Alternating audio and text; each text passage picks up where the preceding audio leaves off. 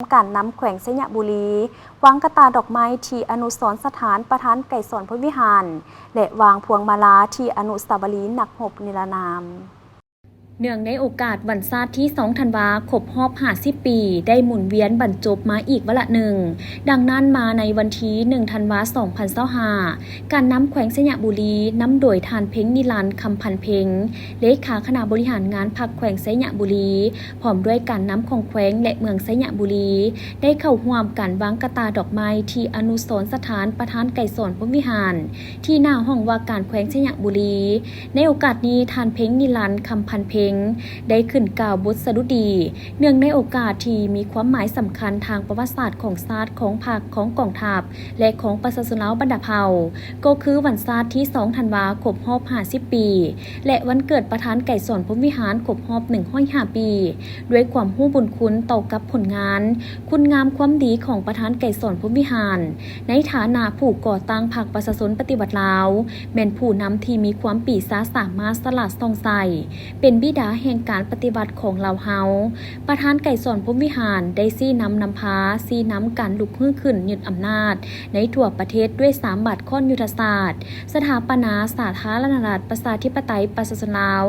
ขึ้นอย่างสง่าผ่าเผยในวันที่2ธันวาคม1975ด้วยความปีศาจสามารถและผลงานอันใหญ่หลวงนั้นประธานไก่สอนพรหมวิหารได้รับเลือกตั้งเป็นประธานสภารัฐมนตรีแห่งสปป.ลาวนับแต่กล่องประชุมใหญ่ครั้งที่155ของพรรคเพิ่นได้รับเลือกตั้งเป็นเลขาธิการใหญ่ของพรรคเพิ่นเป็นผู้ริเริ่มภารกิจเปลี่ยนแปลงใหม่ที่มีหลักการและได้รับผลสำเร็จอย่างน่าภาคภูมิใจมื้อนี้พวกเขาได้จัดตั้งการเฉลิมฉลองวันศาสตร์ที่2ธันวา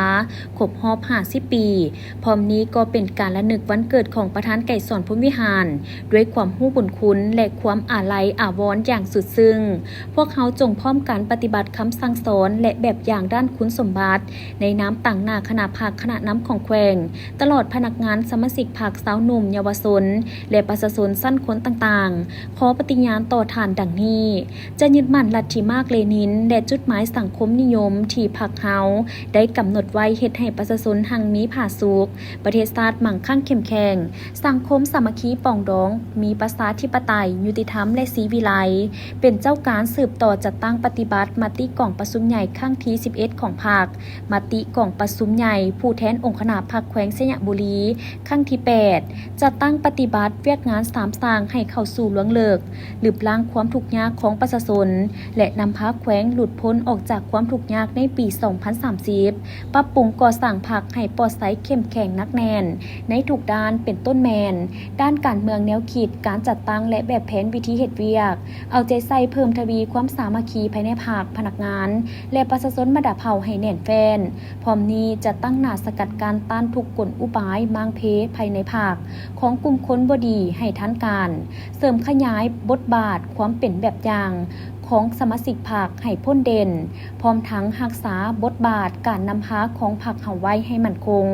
จะสืบต่อปกปักรักษามากผลของการปฏิบัติที่ท่านประธานไก่สอนพรหมวิหารได้ปะไว้ก็คือการปกปักรักษาประเทศชาติปกปักรักษาแขวงสยบุรี